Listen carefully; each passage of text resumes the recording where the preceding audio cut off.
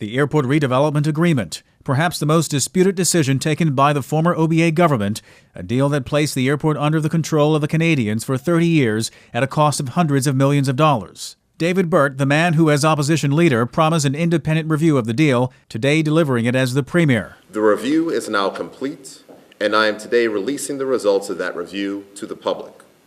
I encourage everyone to read it and digest what has been found. Mr. Burt was blunt in declaring there was no chance of terminating the agreement, which, if done, would cost the Bermuda government a minimum of $200 million in penalties. Unfortunately, as the Minister of Finance, it would be fiscally irresponsible of me to bankrupt the country, damage our credit rating, and sink our reputation globally by paying a penalty of millions of dollars to terminate this contract.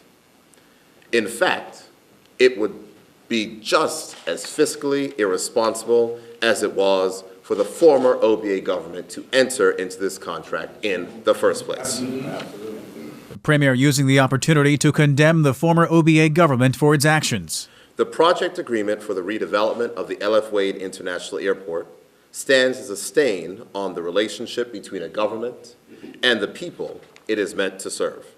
The project agreement does not contain a mechanism to facilitate the introduction of changes or variations to the project.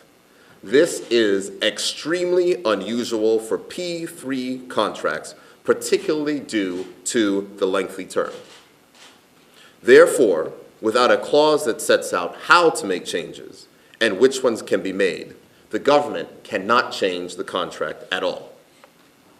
This is one shameful and degrading failure by the OBA and may be the most heinous aspect of the entire agreement. The physical contract for the deal was a spectacle in and of itself. I asked the Deputy Premier, Minister Walter Oban, to bring the agreement to the press conference today, and these immense binders before you constitute the totality of the agreement. That totality comes out to some 10,000 pages of words, clauses, sections, and signatures.